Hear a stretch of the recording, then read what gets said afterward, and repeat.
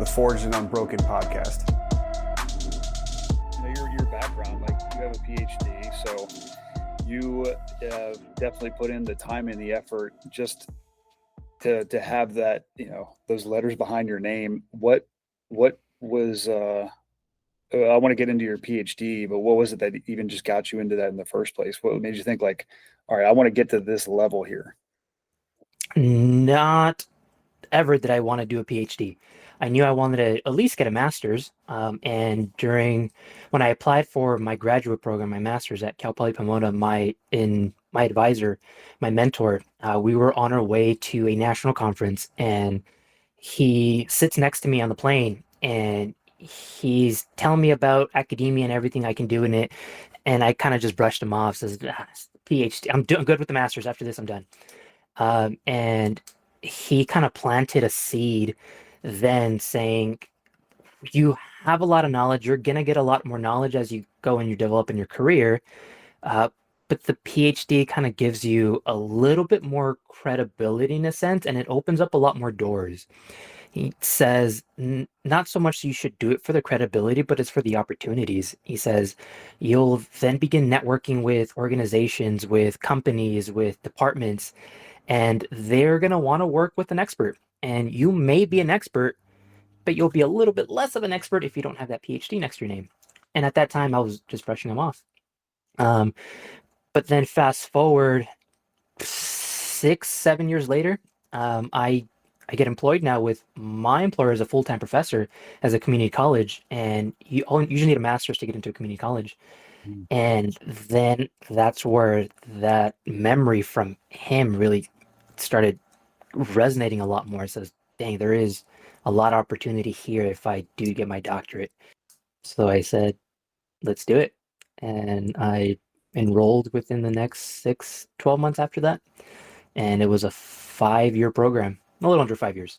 Yeah, that was the motivation behind it. Yeah, that's cool. So what was the interest then in getting into the fire service side? Because, and correct me if I'm wrong, you don't have necessarily a fire service background. So what was it that gave you that interest and led you down the road of like combining PhD with the fire service profession? So all my work up to my PhD has all been in athletics.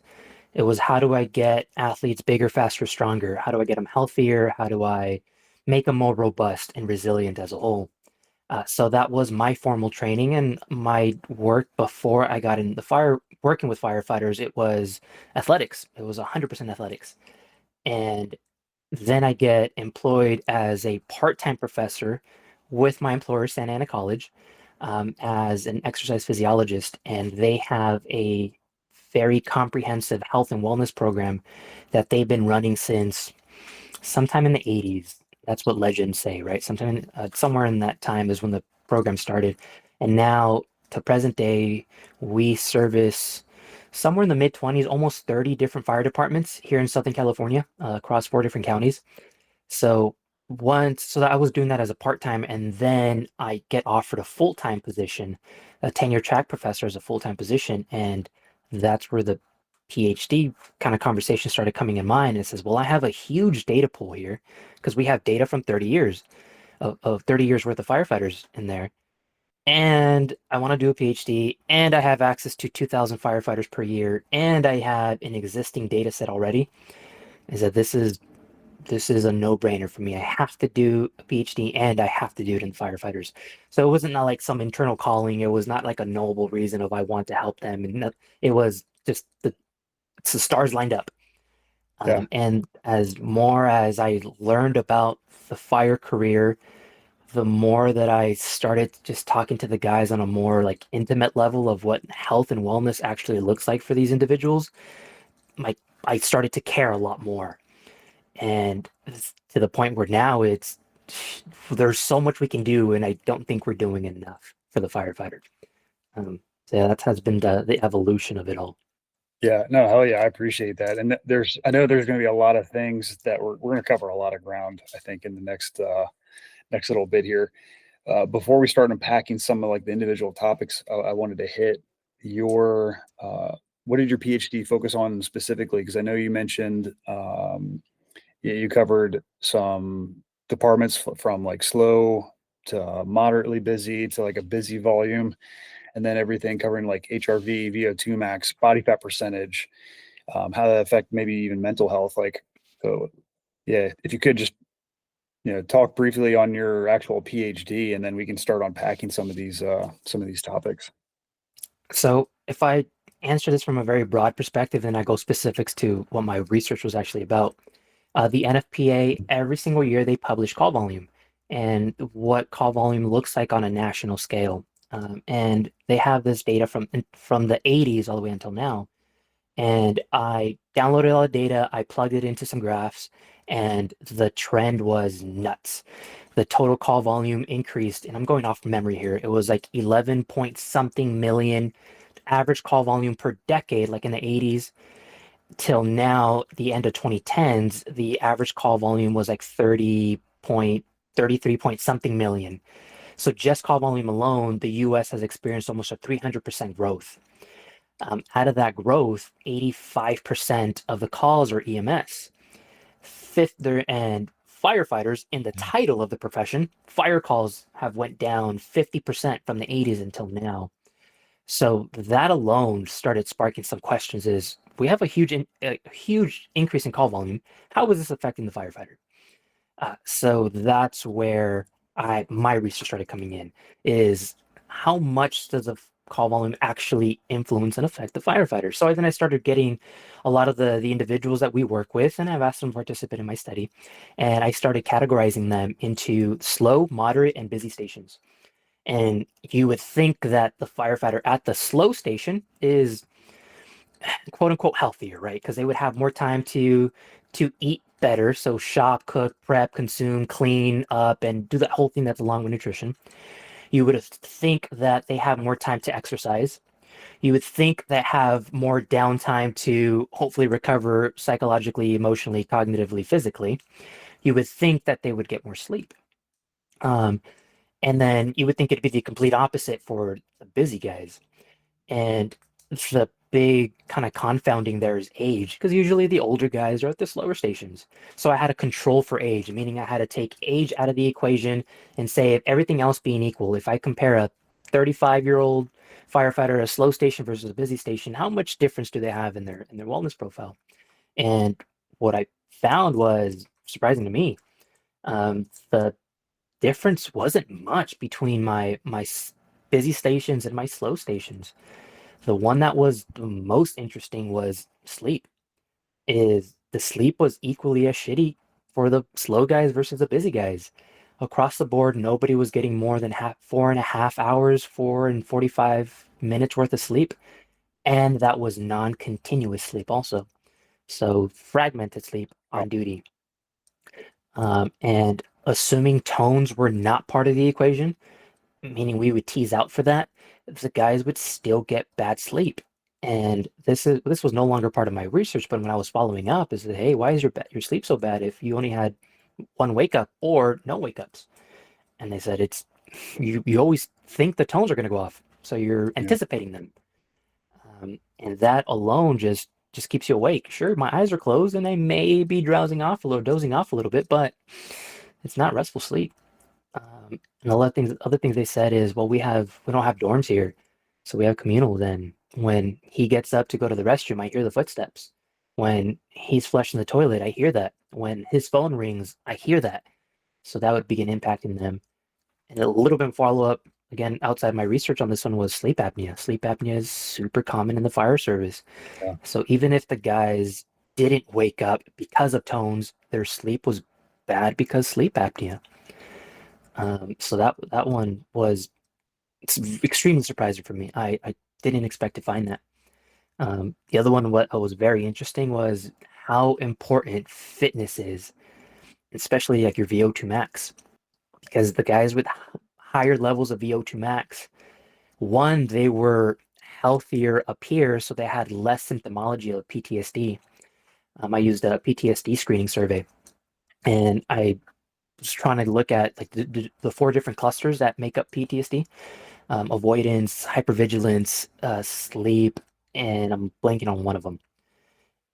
But nonetheless, is the guys who are fitter, irrespective of age, they were much healthier up here. They had less symptoms of anxiety, less symptoms of hypervigilance, less symptoms of avoidance, compared to my less fit individuals. And then also the other interesting part was my guys at the slow station. Those guys were the fatter ones. They were chubbier.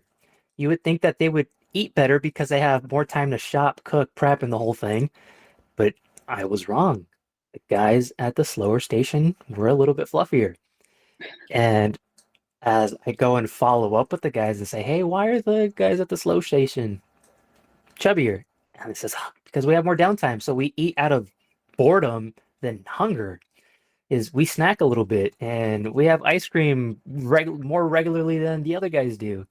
And there was a lot of that in there. So that one was very surprising for me as well. The ones that, and the guys at the busy station, I would expect them to be chubbier, higher body fat percentage, and they were. The ones that had the healthiest body fat were the guys at the moderate stations. So it seems like they had some sort of balance between how much calls they run, physical activity they do, and how do they manage their on-duty time because they were leaner. They were the leaner individuals. Irrespective of who was leaner across the groups, though, all groups were in the overweight category. So if we use the World Health Organization standard, a body fat percentage greater than 20%, you are now considered overweight. Body fat percentage greater than 25, you're now considered obese. So with the data that I collected, although the guys at the moderate busy stations were the leanest, they were still overweight. So that was another big finding on my end.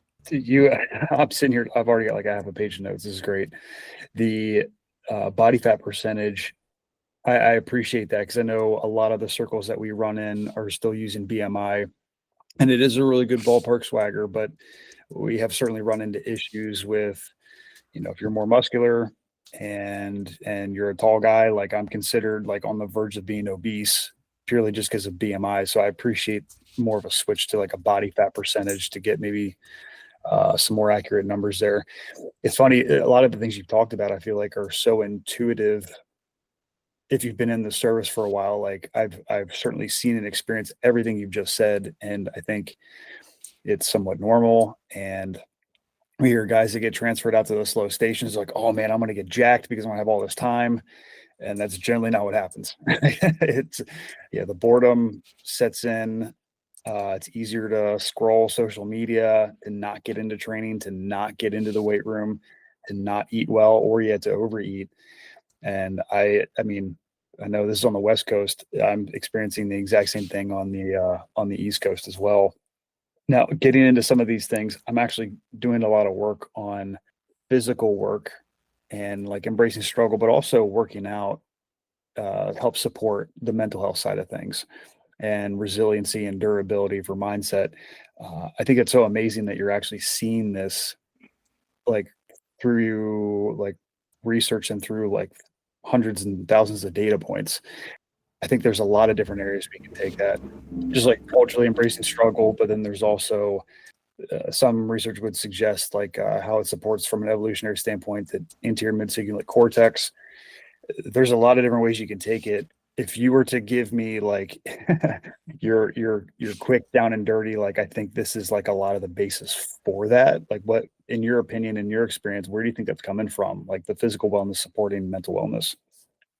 So if we just kind of hang out on the topic of mental health, we're seeing mental health, like the need for mental health, skyrocket in the fire service. When Yeah. I started 10 years ago working with firefighters, I would not hear mental health, the buzzword of it, and all the symptomology related to it, anxiety, depression, PTSD. You wouldn't hear it much. And the moments that we would bring it up during like our lectures, the engagement that we would have from the fire guys in our classroom, it would kind of just shut down. Like we wouldn't get much from it.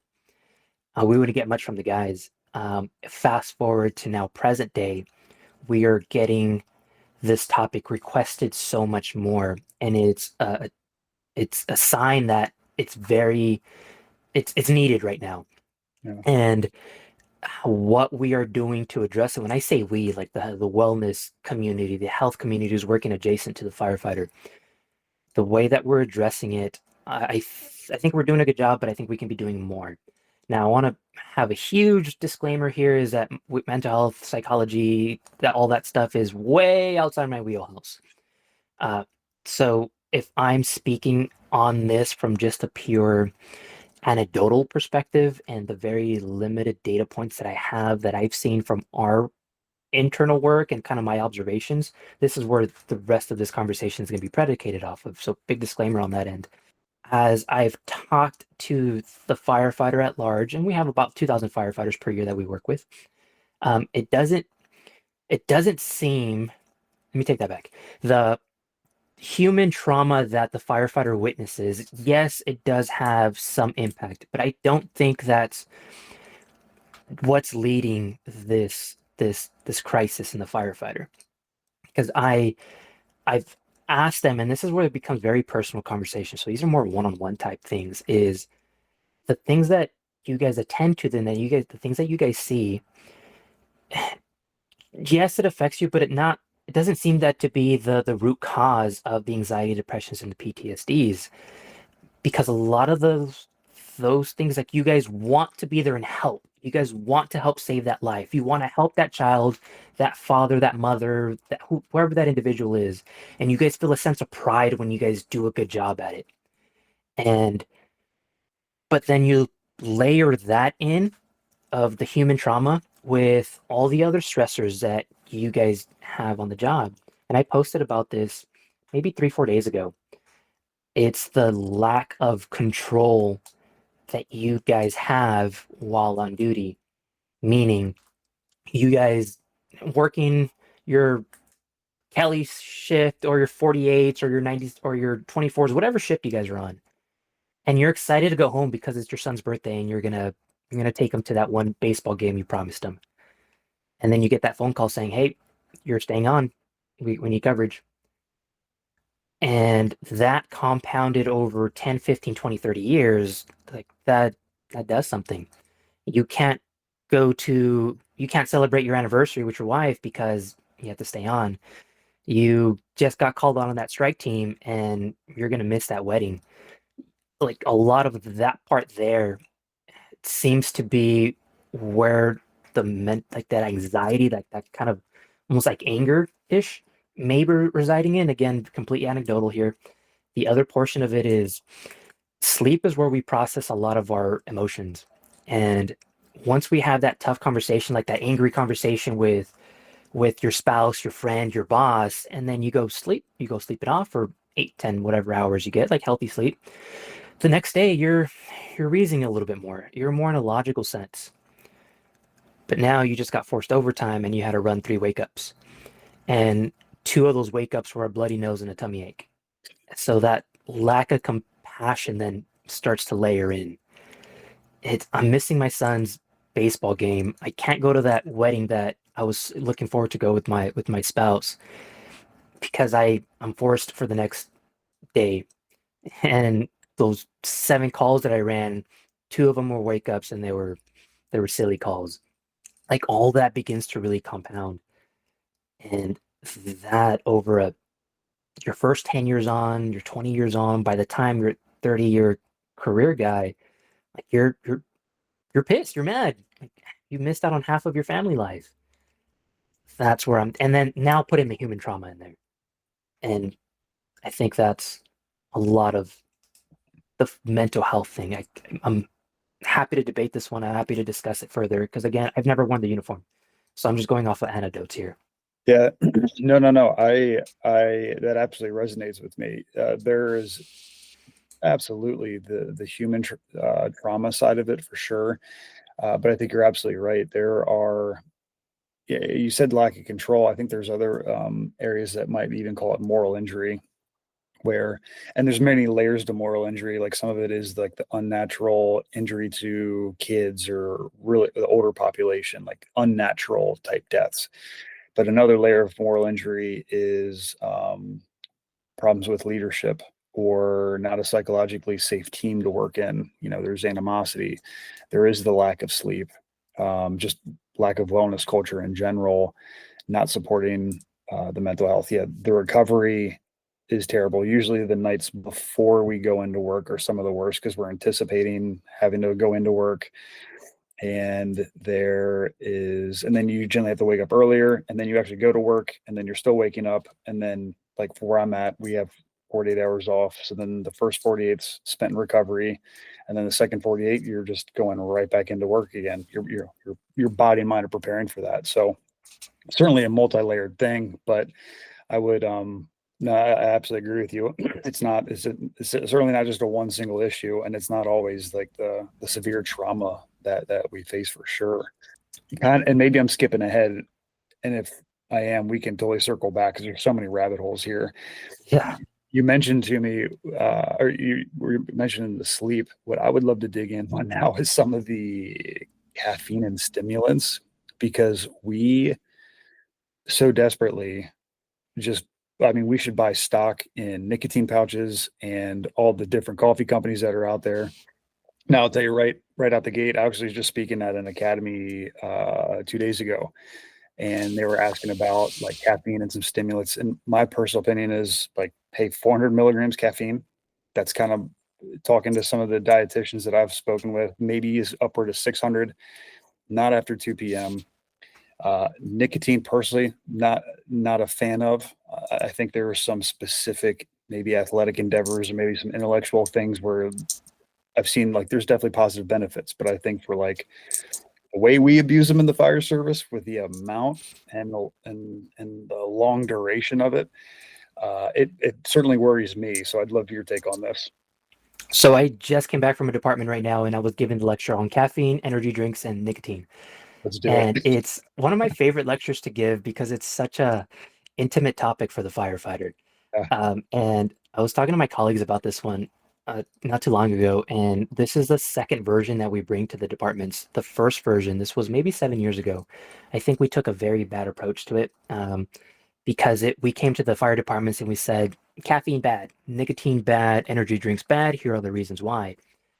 So 90% of the lecture of the old lecture was, don't do it because these are the bad reasons. And 10% of it was, this is kind of how it works and how it can benefit you. And I fundamentally disagree with that approach. And so this new version of it, let's call it version 2, I've structured it where I would talk about the mechanisms, let's say, of caffeine, what it does to the body, and then all the pros associated with it from a metabolic perspective, cognitive perspective, athletic performance perspective, and then what negatives are associated with it. And then the take home is, how do you get the majority of the pros, the benefits from it, and how do you mitigate, how do you take it so that way you can circumvent almost all the cons with it? And that's the approach we took for caffeine, energy drinks, nicotine. So now it's an educational lecture instead of me shaming you for doing whatever dose you like to do. And so this is maybe an hour lecture. I'll give it to you. I'll give you the spark notes.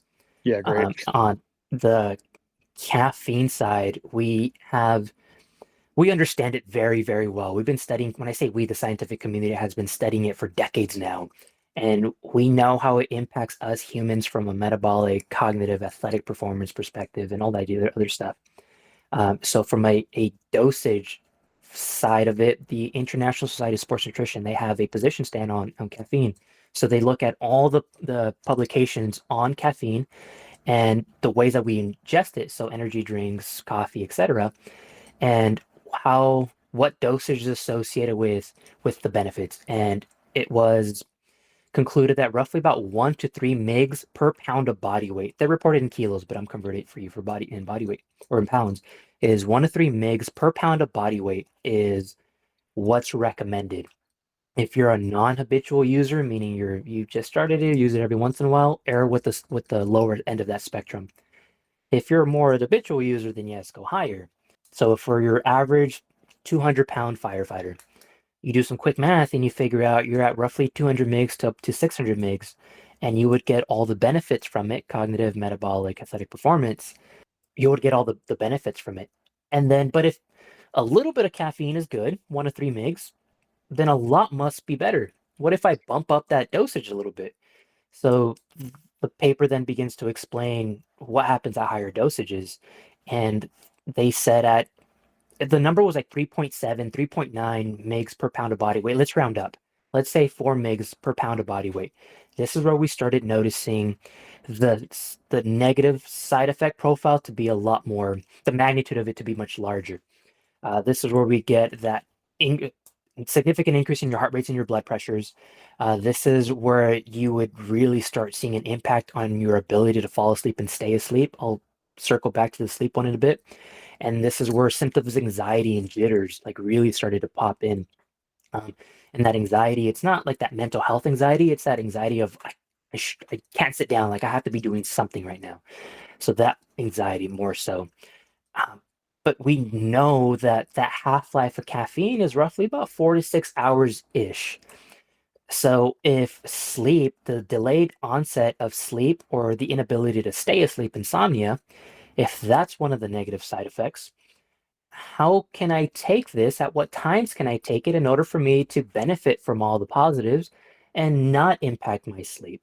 One, take a dosage in the recommended spectrum, 1 to 3 mgs, but also if your bedtime is 10 on duty, stop taking it. Stop your last caffeine beverage, whether it's a coffee, energy drink, pre-workout, whatever that is your last one should be at roughly 1, maybe 2 the latest. And when I go to the firehouses, and before I give this explanation, I ask them, how many cups of coffee do you guys have per day? And everybody's shouting out their numbers. Now, how many energy drinks do you guys have per day? Everybody shouts out their numbers. What about pre-workouts? And everybody tells me their dose and their brands. And then I ask them, what time do you guys usually consume this at? And then I get times across the board. And it's regularly that I hear that, we usually have a cup of coffee with dinner. We're all sitting around the kitchen table, we're all just BSing and we have the pots going. Or these guys like to work it out, and at night, once like the business day is done, and they do 2 scoops of pre. And that's just habits, that's just culture at that point. So then that's where the lecture comes in and says, hey, yeah, caffeine, bunch of benefits, cognitive, metabolic, stuff that you guys already know. But these negative profiles, let's limit it by consuming it at the latest 1 o'clock, 2 o'clock. Let's keep the dosage on a per day basis on roughly 1 to 3 mgs per pound of body weight. And then the guys kind of start like having a light bulb come on. And that over time, like I doubt the changes are going to happen tomorrow, but that over time, maybe next week, next month, next year, they'll start to slowly change their habits a bit. Another thing I tell the guys is, can you tell the difference between caffeinated and decaf coffee?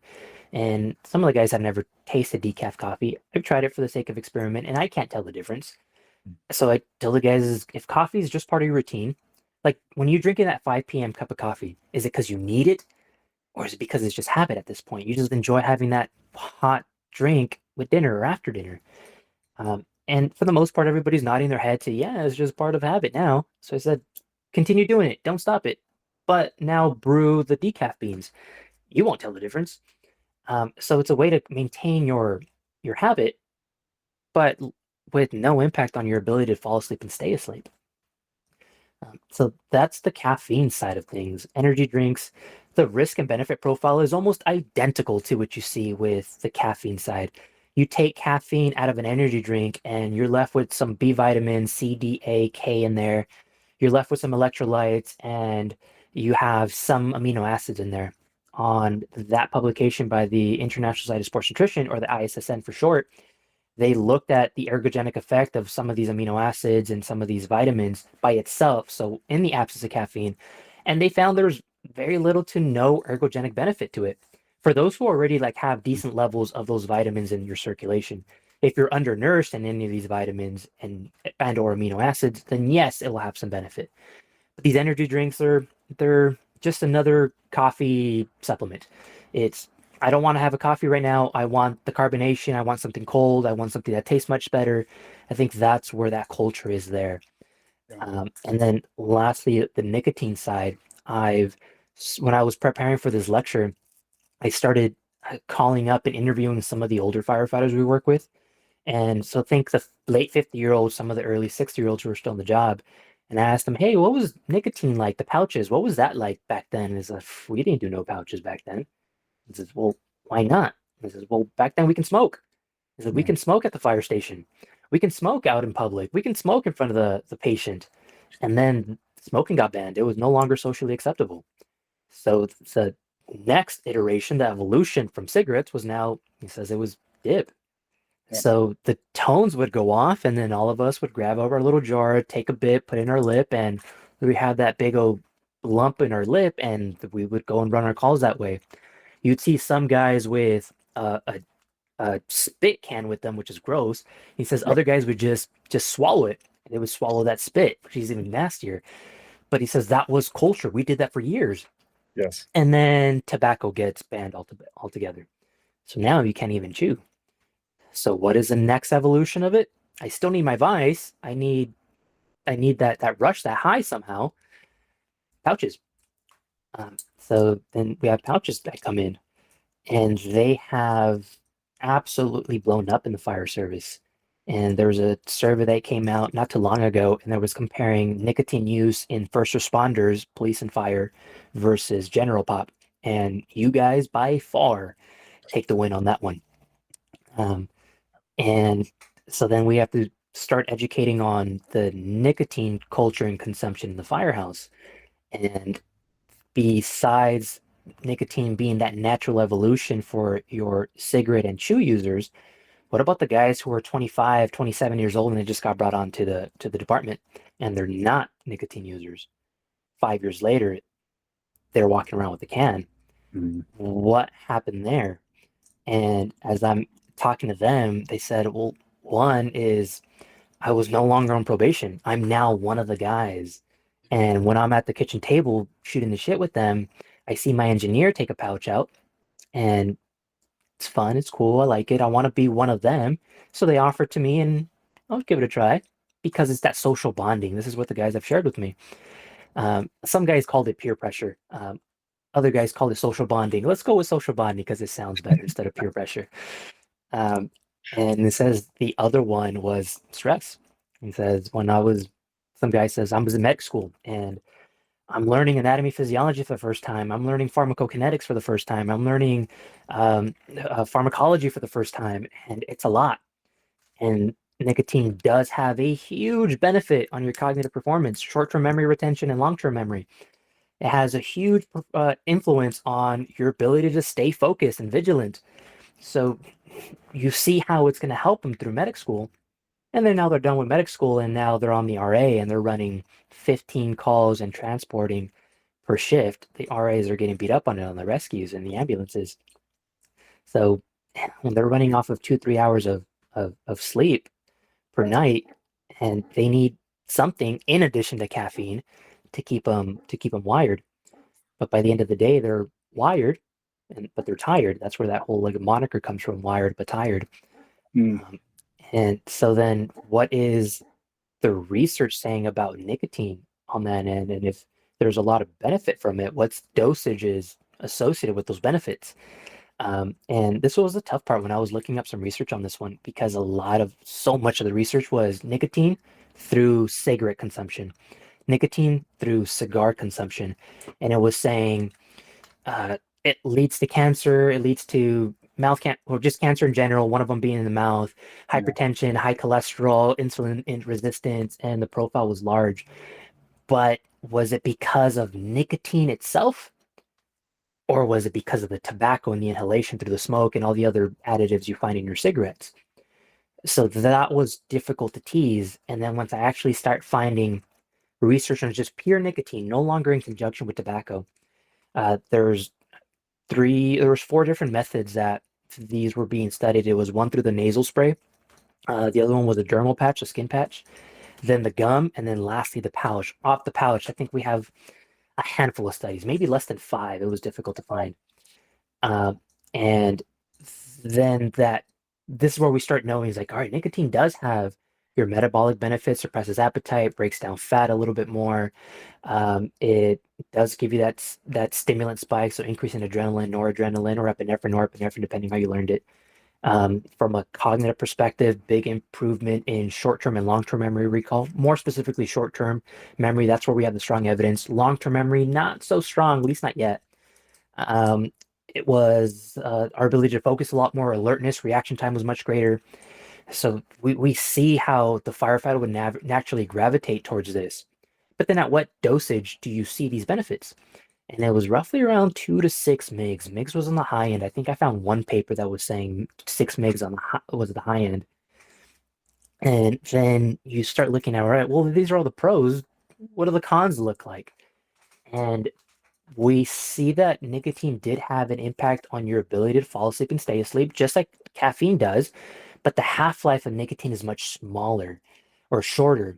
So it was roughly about 30 minutes to 2 hours is where we have these peak plasma levels in our body, and it's having some effect on our body and my brain.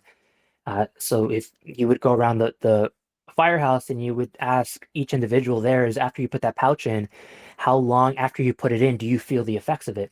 Some guys say really instantly or within a minute they start feeling the effects. And then you ask them, how long do you feel the effects for? They'll say 20 minutes-ish. Some guys will say an hour. So that half-life is on the shorter side. So the impact on sleep, sure, it'll have something if you are taking it close to bedtime. If your bedtime is at 10 p.m. on duty, if you want to continue doing it, then your last pillow should go in at, let's say, 6, 7, 8, the latest. And then it does have a big impact on our cardiovascular system, so our hemodynamics, our heart rates, our blood pressures. It does impact our insulin resistance.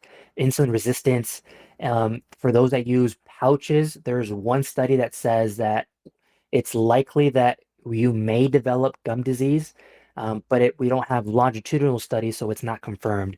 So I guess some whatever chemical or preservatives they put in the pouches, they'll start receding that gum line. Again, this was an acute study, so over long term we don't know. So we're speculating here. But then you start looking at which individual, and besides the addiction, take nicotine, highly addictive because it plays on that reward system, that dopamine system. Is if I put this pillow in and I'm feeling better, more alert, my recall is better, my mood, my vigilance, all these good things that I'm chasing, it makes me feel better. I'm going to put another pillow in a couple hours, and I'm going to put another pouch in a couple hours, and then that reward mechanism just continues getting reinforced. And then over a couple months or a year of doing this, now that addiction is there. So that's one of the huge negatives on that end. So now back to how do you take benefits of the pros and mitigate the cons as much as possible is if you're a nicotine user, try your best to stay within that recommended dose of roughly 2 to 6 mgs. I'll talk about what dosage looks like, average dosage looks like for firefighters themselves, but at a high scope here, try to stay within that 2 to 6 mg dosing or serving. And to fend off addiction, it was recommended to do non-continuous doses, meaning don't put another pouch in after you're done with that first one. Non-continuous doses over non-continuous days. So use it when you need the help, not as part of your everyday routine. That was the recommendation on that one. So then I started asking the firefighters when I was preparing for this lecture is, hey, you use the pouches. How many do you use per shift? And they would do some quick mental math and they're like, I probably do a can or almost a can. What's the dosage you do? How big are the pillows? And they say, oh, I do the 3s. Majority of the guys were doing 6s. So if let's say they do the whole can and each can has, let's say 10, 12 pouches in there, do some quick math. You're looking at 60 to 70 mgs per shift, per one on-duty shift. So that is 100 times the recommended dose. Yeah. So then you say, I was like, oh shit, I'm doing 100 times the recommended dose. What about all those negative profiles that you just talked about earlier? How much at risk am I for developing now cardiovascular disease, chronic hypertension, dyslipidemia, insulin resistant, and all that other stuff? And this is that one slide that hits the hardest because every department I go to, I bring some data with them of what their department looks like. So I say, hey, you department X, we did your wellness exam earlier this year, so 2025 data. It looked like 25% of you guys were overweight, 13% of you guys were obese by body fat standards, It looks like 37% of you guys had hypertension, or hypertension at rest. It looks like 20% of you, I'm making up numbers here, 20% of you guys had high cholesterol, X% of you guys had high glucose, and you guys get my point from here. And this is when the classroom gets extremely quiet.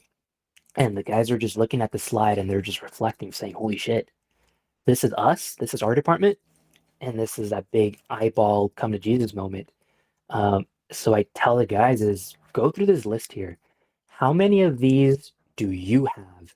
Are you on the older side? Do you have high blood pressure? Do you have bad cholesterol or high cholesterol? Do you have high glucose or high fasting glucose? And if the answer is yes to a lot of these, you are at a very high risk for cardiovascular disease, metabolic disease, and your caffeine or your excess nicotine habit is fueling this to a high degree. But then my 25-year-old raises her hand and says, I don't have any of these.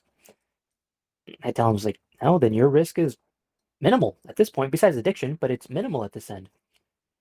If you're not taking it close to bedtime, then really that negative risk profile doesn't really apply to you, at least now. But right now you're 25. If in 20 years when we have this conversation again, and now you become these guys that we have on the board or up on the screen, now it applies to you. So the habits that you have right now at 25, what are the chances of that changing by the time you're 45? Look at your peers around you. Have their habits changed from when they're 25 to 45? And the answer is probably not. They're probably consuming just as much caffeine. They're probably eating just as many calories. They're probably exercising less now at 45 than they were at 25. And your peers in front of you, they're you in the future, unless you start changing your habits now. So the whole lecture, maybe 75% of the lecture is just pros and cons. There's no interpretation there. There's no me lecturing to them. The last quarter of the lecture is, hey, now I'm talking to you, whether you're 25 or 45, this is what your peers look like, the 45 plus year olds. If whatever you're doing right now is not in line with quote unquote like good healthy habits, you're not far from there. The firefighter, unfortunately, you guys age a lot quicker compared to the Gen Pop for a multitude of reasons. But this is your future. So hopefully you have taken home some like nuggets of information, and you can make a better decision on maybe I should reduce my nicotine consumption. Maybe a full can, I shouldn't do that every shift. Maybe 3/4 of a can or half a can, or just gradual reduce it. Maybe sub out that pouch with an energy pouch, the alpha GPC pouches, caffeine pouches, vitamin B pouches.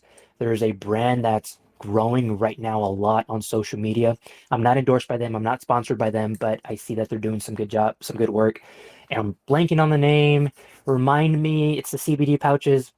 Oh, I know which ones you're talking about. There's Alpha, there's Flow, there's Set is a big one that's coming out, I feel like. I think that's a nicotine pouch, the Sesh ones, but Okay. it's a nicotine alternative. It's by a firefighter. It's firefighter owned. I was on his Oh, podcast 3 months ago, and I'm blanking on your product name. I'm sorry. Again, this is not endorsed. This is not sponsored. But if an alternative to get the guys to do less nicotine, I'm for it. It's gonna come back to me. The brand. is it Rescue One? There you go. Rescue One. Rescue Yeah, One. okay, yeah, Yeah. Good. Yeah, very That's cool. that's the name of the podcast. I don't know if that's the name of the product itself. Yeah, okay. Yeah, that's But I've used actually I have some of his like balm up for like joint stuff up in my room right now. Yeah, he's got good stuff. Yeah. yeah. But if you are a 60 meg per shift user, is how can we cut that down, whether consciously or tricking your body, I guess, is if you have that can of 10 to 15 pouches in there, throw some placebo pouches in there, put a caffeine pouch, a alpha GPC, a vitamin B pouch in there. So when you get the next pouch, you may or may not know that it's nicotine or not. And let's see if you respond, if your quality of the shift is any worse. At least that's my challenge for the firefighter. That's a lecture I've been circulating throughout the stations right now. I will see in 3 to 5 years what the effects of it are, or what the outcome is if the guys are less on the pouch. Yeah. I'd love to see how that tracks over time. The setting the habits now I appreciate you like putting that out there, because you absolutely, I certainly see it. And I have these conversations with a lot of the people, I run around with. I'll leave his name out of it, but one of the guys on my shift, he'll go through multiple DINs, 18 milligrams at a clip Wow. throughout the day, right? He drops in 3 6s and he's just mowing them down all day. We'll get off a call at 3 a.m. and he's dropping 3 more in. I'm like, bro, you gotta chill out. And that's not that abnormal for some of the people I work with. And that addiction though is such a huge component of it. And not even necessarily the addiction of the just like constantly putting in and having that muscle memory. It's like you said, the dopamine response to it. Like there's so many factors playing on it. So yeah, you can be a 25-year-old and be completely fine right now, but like you said, you're setting the habits with that.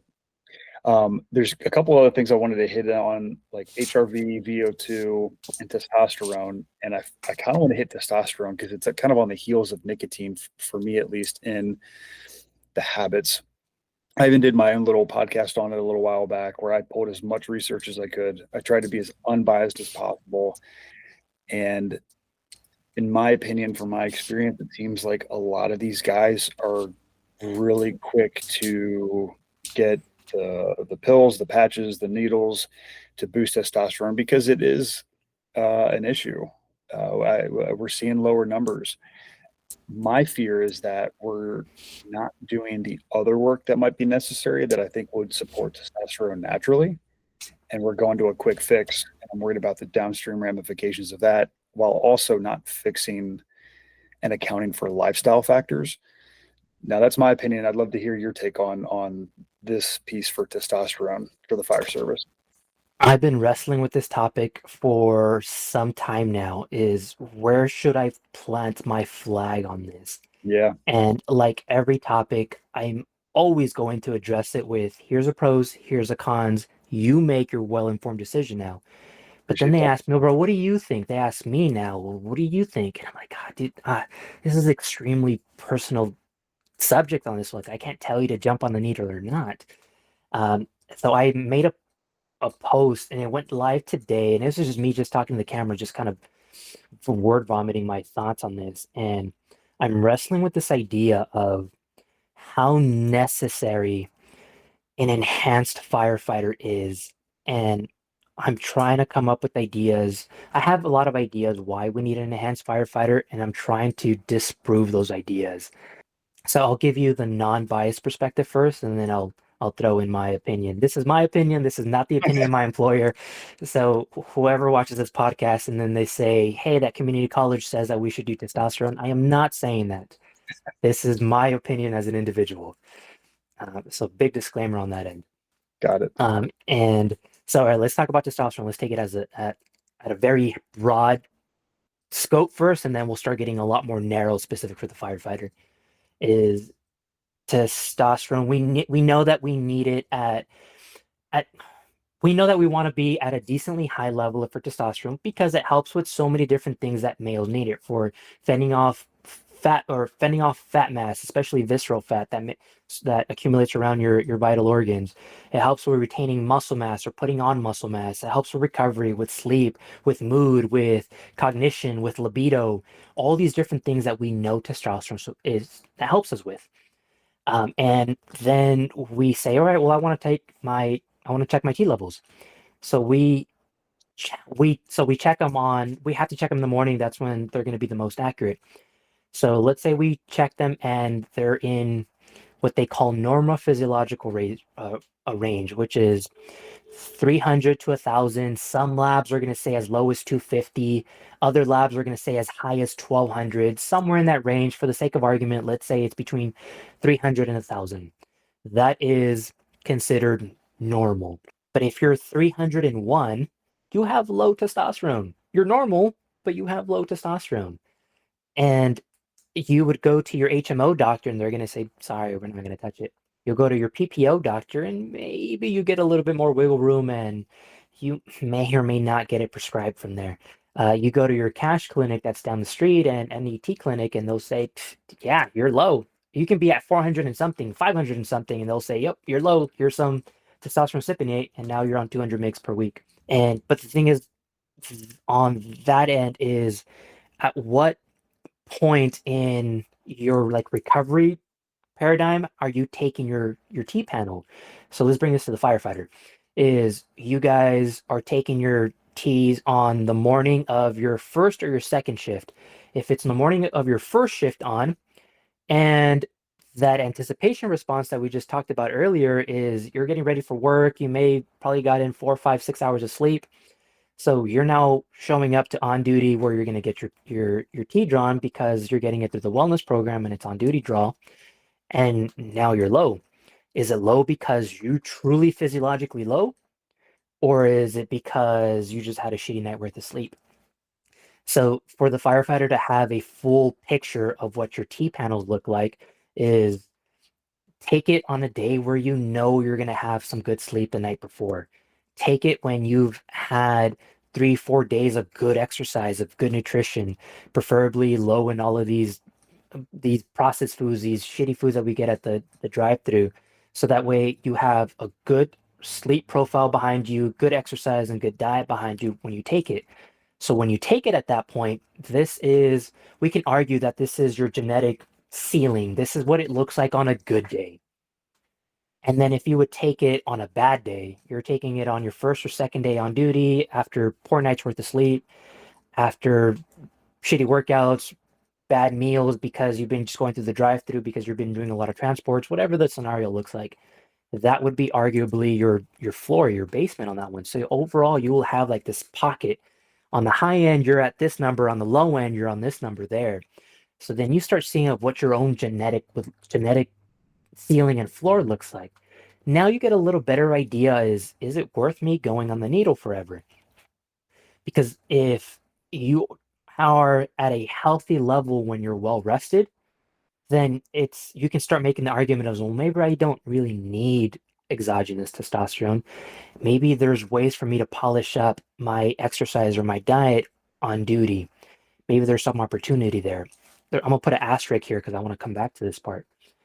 Um, and if that ceiling and that floor is much lower to the lower end of that spectrum, now you have more like personal data to say maybe me jumping on the needle is going to be beneficial for me. And then you throw your age in there, and if you're 35 and you're on the lower end of that, like your ceiling and your floor is on the lower end, you still got a 15, 20-year career ahead of you. There's a high chance that T level is going to go even lower. And that then puts things more into perspective. So coming back to that asterisk now is you go to your HMO doctor, your PPO doc, and you say, hey doc, this is to stop my T levels on a high end and on a low end. What do you think? And then a doctor who doesn't know the challenges of a firefighter on duty, off duty, they're going to say, get better sleep, get some more exercise, and get a better diet. And if you do those, you're going to improve. And they're not wrong. You will. But your job doesn't allow you to sleep well. Your workouts get consistently interrupted while on duty. You go home and you have 3 kids under 5 waiting for you at home, and you got to be a husband and a boyfriend and everything else. And so, the answer is get better sleep, get better exercise, and all that. But it's tough. It's tough for you guys. So for me to wag my finger at you and say, you're doing it wrong, you're just being lazy, I don't think it's fair for you. But then you go to the other end of it and you say, all right, through speaking to this guy on this podcast and talking to my doctor, I think I'm going to go through the cash clinic and I'm going to pay out of pocket because I'm consistently in the 300s or 400s, whatever low T would be. And then you're paying for this out of pocket. So you're paying $100 to, say, 300, depending on what method you're using, whether you're using the injection, the pellet, the oral one, which is starting to get a little popular, and then the gel. I don't think anybody's on the gel. But then you're floating this cost and you're starting to feel better. Your mood, your energy, your sleep, your libido, and all this other stuff is starting to come back and you're feeling better. 2 years down the line, your finances change. And because it was covered through insurance the first time, you're coming out of pocket and now you have to jump off the needle. You're no longer getting that exogenous testosterone anymore. Your endogenous testosterone production systems have shut off. if you weren't taking another drug in conjunction with the exogenous T to keep your endogenous T production levels alive, what they call your HCG, your clomiphene, or your N-clomiphene. So if you're not on those, then it's going to take some time for your endogenous ones to turn back on. If they do, I got a meeting at the end of the scheduled time. Oh, never mind. That's just a pop-up I got from our Google meeting. But anyways, Okay. Yeah. now, yeah. So you have to kind of battle that. There is, I don't have the money for this anymore because life changed. And can I still float this? Probably not. I now have to jump off my exogenous T. You're going to struggle now with mood, low T, very, very low T, or no T at all. You're going to struggle with fertility. As soon as you jump on the exogenous T, within a week or two, your fertility systems are gone. So if family planning is in the future, that's worth considering. Yeah. So you see how this becomes a very convoluted topic altogether. But now so that's the pros and cons. This is no opinions in there. So then now this is where I start coming in, and my experience working with you guys is, as call volume continues to rise, sleep continues to get worse, staffing remains the same, if not goes lower, and all these things that impact your internal health as a firefighter, if they're trending let me take this back. If your rate of decline for T is going to happen because of age, the rate of decline is faster for the firefighter for the reasons that we just mentioned. So if you're 35, 37, 40, 45, and you decide to go on exogenous T, then you're now battling the stigma of, oh, you're just lazy because you didn't do it the right way. You didn't diet and exercise. You're using PEDs. You're lazy. You're cheating. And I don't think I agree with that. I mean, the firefighter, let's give them the benefit of the doubt. They say they are trying to exercise. They are trying to get on a good diet. And then I'm not making this as an excuse for the firefighter, but the job is just not in your favor right now. Yeah, sure. So does this 35, 37-year-old just kind of shrug their shoulders and says, well, I don't want to be considered a cheater or lazy. I guess I'll just keep putting up with this low mood, low libido, low everything, and try to make it to 53, 55, 57, whatever your retirement age is? Or do you say, no, my base, my core is diet and exercise. I'm going to do that to the best of my ability. But I know there's other drugs out there that can help. So that's where I'm really struggling with is, should that future firefighter, or the present day firefighter for that matter, should they be an enhanced firefighter and not have that stigma of you're being lazy, you're cheating? That's where I'm wrestling right now. Where do I go from here? Yeah, that is that's a tough dynamic. It's interesting. And I'm curious now if this is regional from SoCal to where I'm at in the Mid-Atlantic. So I'd say a lot of my experiences, because I've talked to people all around the region, and they'll come to me asking questions, and I'm like, a lot of what I'm hearing is one of two things, and one is either the firefighter who has not done anything, like they're not working out. Yes, they get poor sleep. Maybe they work in tons of overtime or a part-time job. Their diet is completely trash, and they're on all the stimulants possible, and they just want to go straight to tea. Like they're like, I don't want to clean up my diet. Like, I love mowing down cheesesteaks. I don't care about the weight room. I just want to get on the tea. Like, at least me, and I will inject my personal bias here. I'm like, okay, like, I'm not going to stop you. Like, I'm all about your personal choice. Go for it. But man, I really wish you would clean up your diet and just get in the weight room a little bit and just to see what happens. I worry about that quick fix, and these are coming from young guys. The other thing I see is somebody who gets their testosterone checked. It could be great. It could be 800, and they're like, nah, I want to get 1200 plus. I'm like, man, you're doing the right things and their testosterone's great. Like, why are we messing with the natural process here? So, and maybe again, this is my region. Maybe it's more cultural where I'm at, with, the East Coast Mid-Atlantic, but those seem to be the two most common things I run into are those two types of firefighters. And that's where I get a little bit like, man, I wish we could maybe pump the brakes on that and think about this before we go to it. But yeah, it's an interesting conversation. I think it is not that testosterone and the therapies are new, but for the fire service and the awareness of it, I think we're quick to be like, hey, here's a cool new thing I can try that's going to get me out of this funk. And we just flock to it, right? I don't know. That's been my experience.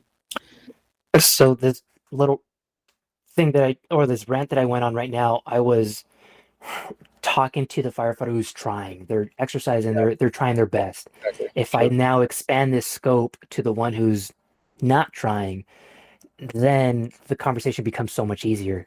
It's hey, exogenous T, it's a tool. It's not a shortcut. It's not gonna fix your bad habits. Yeah. Your T is gonna go from 200 to now 800, but you still eat shitty. You still don't exercise. So your T is good. So what? It's not going to do nothing for you. Your sleep is still bad. You're not going to gain more muscle, maybe marginally because of higher T, but it's not going to be moving the needle in any positive direction. Maybe you'll lose a little bit more visceral fat, but they're not needle movers. So for those individuals, you have to diet and exercise. For them, it's not even a question about it. Is if I should jump on the T or not. It's let's fix that poor habit first, or lack of a habit first. And then you start talking to the guys who are on the opposite end of the spectrum. Is these guys are exercising. These guys are getting into weights. They're getting their cardio, their conditioning in. Their T levels are in the 900s, but they want more. Now this is vanity. This is ego. And I'm not one to get in the way of that. If you want bigger shoulders, go for it. I want bigger shoulders. And this is where we start really considering that negative profile is, all right, you're at 800 right now. If you're going to blast your T into the 1500s or 2000s, and you'll get bigger, but this is where the risk of gynecomastia comes in from an aesthetic perspective, development of breast, acne, body hair loss on top of your head. Your nuts are going to shrivel up unless you stack it with another drug. Internally, your blood pressure goes up, your cholesterol goes up, your blood gets thicker, you have a higher risk of some cancers, including your prostate cancer. Like, this is now a very serious conversation. You want those bigger shoulders, they're going to come at a cost. You're going to pay out of pocket. One, financially, you have to float it. And then two is do your blood work regularly. Because at the moment that your estrogen, your cholesterol, your hematocrit, your PSA, all these start going in a very wrong direction, you either lower your dosage or you float more money to get on more drugs to circumvent all that stuff. On either one of that spectrum, like, I'm never going to tell the guy don't do it or do it. It's this is a reality for you. You're either going to pay with your health or you're going to pay with your money. Which one is it going to be? Yeah, no, well, that was a great line. And I appreciate your approach with that as well.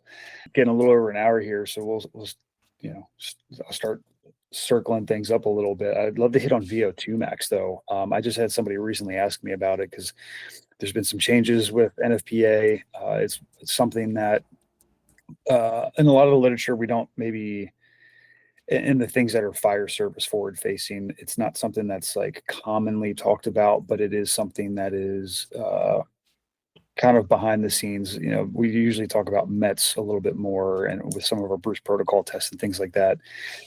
But it is a really valuable number when we're talking about longevity, your work capacity. And so for a lot of people, for the layman out in the field, VO2 max seems like this, like a foreign language. So if you could, in your words, how would you explain what VO2 max is to just the common firefighter, and what is appropriate, and why is it so important for us to understand what that number is and what that capacity is? This is a fun rabbit hole to go down. I love talking about this one. So VO2 max it's a number that represents how efficient your body is with oxygen. Think about it from like an MPG perspective in a car, is how the way that car is if fuel efficient with their gas is how efficient is your body with oxygen. I'll give you more of an example here is if I have a Prius and a truck and they're both going the same distance at the same speed, which vehicle is going to expend more gas? Although they can do the same work, which one is working harder? So that is what VO2 max is That's a great analogy. I can have firefighter A versus firefighter B. Both are going to do the PAT test. Here in California, we do the BIDL. It's a big one, or the CPAT too, but nobody cares about CPAT. Everybody does a BIDL. And they're both going to perform it. They both complete it. They both get the same time. They did it in 7 minutes. What PAT do you guys do over there? We're mostly CPAT. That's more for entrance exams, though. Once we get past that and it's like yearly exams, it largely becomes one of the AFPA tests, like Bruce Protocol, like the treadmill test. Gotcha. Common ones for us on the East Coast. So let's take the Bruce Protocol for example. Then you got two individuals. They both got to 15 minutes. It's a great score, but individual number one, firefighter A, they got to 15 minutes and their heart rate it got to maybe 90%, 85, 90%. And then firefighter number two, they also got to 15 minutes, but they were at 100%, 105% of their age predicted maximum, heart rate maximum. So they both did the same amount of work. One was working so much harder. That's where VO2 max comes in. Is this individual, they can do the same work, who's doing it more efficiently? That's what VO2 max is. And this becomes like a whole rabbit hole conversation is, are you doing a VO2 max test, like a graded exercise stress test, like the Bruce Protocol? Or are you simply just testing VO2 during an occupational like workout circuit? That takes us down a rabbit hole here. We can come back to that, but let's continue down this train of thought here so now we know what VO2 max is. When we look at what the VO2 max recommended levels is by the NFPA, they have two standards. They're synonymous. They're almost identical. One is 12 METs or a relative VO2 max of 42 milliliters per kilogram per minute. So those two, you can convert it back and forth. One MET is equal to 3.5 milliliters per kilogram per minute. So whether you have if you guys are testing MET or you guys are testing VO2, they're synonymous. It just depends what methods you guys are using to test. Let's say we have the luxury of doing an actual true VO2 max test, either with a portable gas analyzer, like some brands called VO2 Master out there. There's another one that's gaining a lot of popularity. Kind of a funny thing on VO2 Master, I wrote a blog for them that got released maybe 2 months ago. I thought it was going to do good. And I post it, or a VO2 Master post it.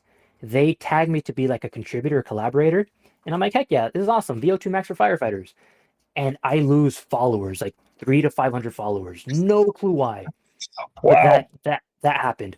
And I already had this agreement with VO2 Master to do 2 blogs for them. The other one I just turned in 2 days ago. And sorry, VO2 Master, this is nothing against you, but I'm not going to be a collaborator on it because my ego can't take a loss in following. But anyways, I'm a huge proponent of, they have a great product. Check it out. But anyway, again, not sponsored, not endorsed, nothing like that. So let's say you have the luxury to do an actual VO2 max test. We're no longer using a prediction formula off a time of completion or anything like that. We're doing a true VO2 max test. We have the mask on. We're looking at how much oxygen you're breathing in, how much carbon dioxide you're breathing out. We're looking at ratios, heart rates, etc. So then now we have your VO2 max as an individual. And we do that for every member in your fire department. The NFPA says that we want all firefighters, irrespective of rank, irrespective of age, to have a VO2 max of 42 milliliters per kilogram per minute. So that is when you have the enough fitness in order to do your job safely. And so then we start testing this. We put this, when I say we, the scientific committee, not us as a college, we put this like occupational workout circuit together, and we see that all of them can complete it. Who's completing it more efficiently? And the answer is obvious. Those guys who are fitter, they move through the circuits and the cycles so much quicker. Yes, half of it is technique and tactics on how you throw the ladder, how you do the hose relays, etc. But 90% of that is the athletic capacity to do it smooth and efficiently. And the guys who have lower levels of fitness, yes, they complete the circuit. Yes, they complete it in an appropriate amount of time, but at the end, they're hyperventilating. They're a lot more tired. So put this now into an actual context of when you guys are at a fire, a second alarm fire, and you guys are going in there doing what you guys do. You guys have a 30-minute bottle on. You guys finish it up in 15, 20 minutes because you guys are working hard. You guys go outside, refill, and then go back in. So the guys who have better or higher VO2 max are more efficient at this. Is they're able to consume their bottles slower. They're able to put out more efficiently, so they're able to work through whatever they got to do at a lower heart rate. And when they do go out to refill their bottles, they don't need that much time to be ready to go again. As opposed to my lower fitness individuals, that 30-minute bottle, they're finishing it in 10 minutes, if that. So that means everybody has to come out together because I doubt one guy goes out in it by themselves. So everybody has to come out together.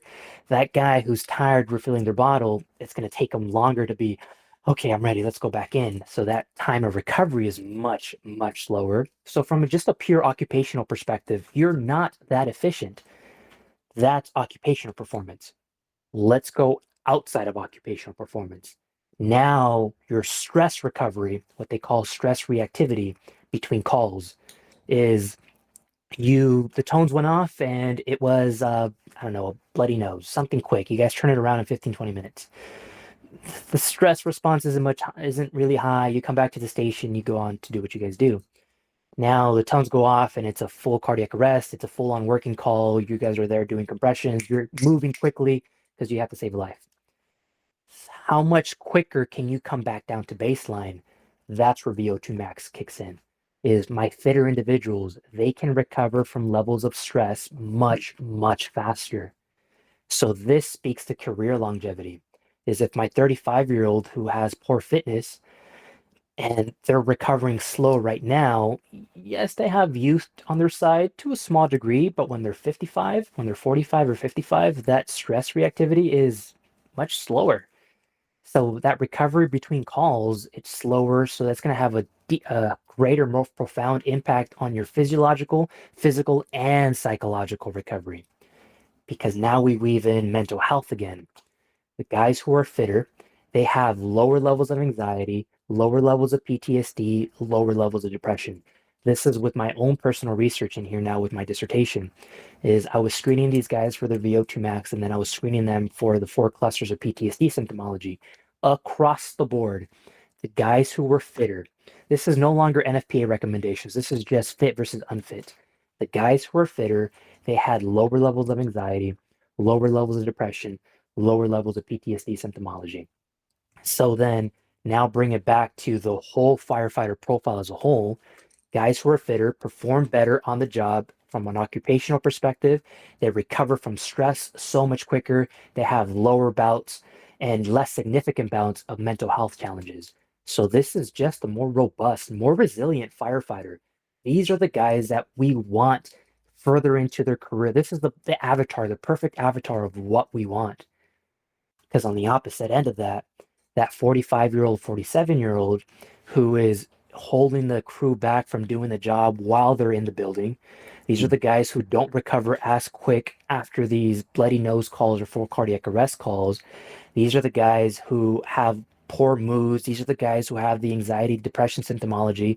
And unfortunately, that poor energy resonates throughout the crew. If you're the captain and you have that type of just poor energy, then your engineer and your firefighter is going to feel it. And this is just a trickle down effect from there. So that's a long-winded answer of why VO2 max is so important for the firefighter. No, Doc, man, I love it. And I love how you circled back with the mental health components of it in the 4 domains. And correct me if I'm wrong, you said the 12 mets is roughly equal to the 42 VO2 minimum, right? Yeah. Correct. So I was teaching the other day, I have a presentation I do where I discuss Mayday readiness, and I use real world fireground data and try to overlay that with what that looks like out in the field. Like here's metabolic data from a real fire, a real Mayday, real work. And this is what labs usually tell us. Like it's pretty neat conversation that we get to have. And one component of that is talking about how this is just a general rule of thumb. Like 12 mets is, just given a ballpark number, is similar to running the 7-minute mile roughly. And I mean, it can be subjective, I guess, in some ways, or very relative to the individual, but anything less than 12 mets, you're considered a medically deconditioned firefighter, I think is what NFPA terms it as. So the 12 mets base on a fire ground does not take you long to get to. And when you think if that's where your 42 mets is, I feel like a lot of the fire service is not as prepared as they think they are metabolically. And just like you said, they can do the work. They can finish the tasks. Maybe they do have a little bit more experience, and maybe they are a little smoother because they know the tips and the tricks to get through the test. But what's happening internally and the work capacity that's involved, like you said, they're that 1984 pickup truck that's 8 miles to a gallon. They're not the hybrid. It takes a toll. And I appreciate the recovery bit that you just mentioned as well. I certainly feel it. And there's some good research actually out of one of my colleagues just in the next county over. She was out of Kentucky, who's now become a firefighter, and her research centered around the fit firefighters who are still working out on duty are still recovering better and can still run the calls compared to the ones who are not following a training program and are quote unquote fresh. The fit firefighters that are tired post workout are still running circles around the unfit fresh firefighters. And so I think that recovery piece is huge. Like, you should still be working out. My personal opinion is you can still do it on shift, like within reason, between work capacity, your ability to recover, longevity, and just like you said, the 4 domains of mental health. Like, there's not a downside. So we just really need to invest in ourselves and just to keep these VO2 numbers up. Yeah, that study that you just mentioned, it got published at a University of Kentucky. My mentor advisor, who was on my PhD dissertation committee, Dr. Mark Abel, he was on that publication there. So that was published by, his last name is Dennison. And he looked at Katie Dennison. Yep. She's in Montgomery County, next county over from me. And they did a circuit. It was like some sort of circuit, some workout circuit, like weight training circuit. And then after, they had him do some occupational like circuit. So it was workout first, then occupational circuit. And the guys who were fatigued, the guys who worked out, their time to completion for that circuit was slower than if they didn't work out, but it was still faster than the lower fit individuals who are well rested. So the argument is, don't work out on duty, or at least work out hard, because you don't know if you're going to get a call. Sure, there may be some logic behind that, but even the guys who were fatigued from their workout, they were still more efficient on time to completion compared to the lower fit individuals who were rested and weren't fatigued from a workout. So that alone should just put any arguments to rest of why you shouldn't work out on duty because of fatigue. Yeah, I'm with you. Yeah. If I remember the number correctly, I think there was only a 9.6% decrement in overall work capacity. And with that 9.6% decrement of the fit trained firefighters post workout, like you said, they still beat the fresh unfit firefighter, just using loose terms, which I thought was amazing. It was really cool. It's neat that how our two worlds kind of collided there. Doc, I have 2 pages of notes now. I've really, really enjoyed this conversation, and I sincerely appreciate how you are able to. I appreciate your approach. Like, here's the pros, here's the cons. Here's some of my background with it. Like, you're not injecting a ton of stuff, but when you do, you're still canning it as like, hey, here's pros, here's cons. You make the decision, but like, this is what the research is telling us. I really appreciate that approach here. We've been banging on like 90 minutes, and I was going to start wrapping things up, but I would absolutely love to have you back on because I have so many more things I want to unpack with you, and I've been really enjoying this. So if we find some time here in the future, I'd love to have you back, if that's all right. Absolutely. This was fun. Yeah, it's cool, man. I love your page. It's a great way to put out really awesome information in a very easy, digestible way. If people want to reach out to you, where can they find you? My Instagram is the one I'm most active on. I have responded to every DM up to this point. It takes me a while sometimes, but I have responded to every single DM, even if it's just, "Hey, love the page." I respond to you. If it's a long 4 paragraph, I need help with something, I'll respond to you. Yeah, find me on my Instagram, Dr. Daniel Higuera. I have a LinkedIn as well. I check it barely once a month, maybe. Yeah. So LinkedIn is kind of lame. I'm trying to learn how to use it, but I don't see the point behind it. I'd say that Instagram now is your current resume. And anybody who wants to find who you are they're gonna go to your Instagram. If you're younger, they're gonna go to your TikTok. But yeah, so I figured I'd have to find a ways to educate the firefighter, and I was going from station to station giving a lot of these lecture talks, but my reach was limited to SoCal. And I figured I got to go where the firefighters at, and they're on social media. So the best way to educate them was to start getting a lot of this research that I was reading throughout my doctorate, and realizing is the only other people who are reading this research is other scholars, other academics. The individuals who truly need it, they're never going to open PubMed.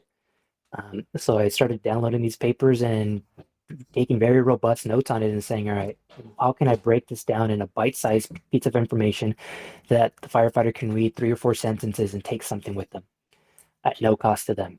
And that was the birth of the Instagram. So reach out to me there if you have questions. Happy to have them. If you just want to follow and benefit from it, happy to have your support on that. Yeah, no, that's awesome. Thank you. I think I'm one of the wild cards here, where I think I have like a dozen tabs open of like PubMed research, and I know that I am like the unicorn here that doesn't have a PhD, is not in the scientific community, so to speak, but I love digging in the research. But that's where you come in, and your stuff is so valuable, is because you are putting it out there, you're putting it into easy to digest terms, and it's so approachable. So I've loved what you've been doing. It's incredibly valuable.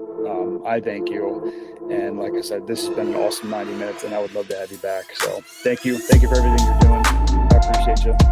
Absolutely. Thank you for having me.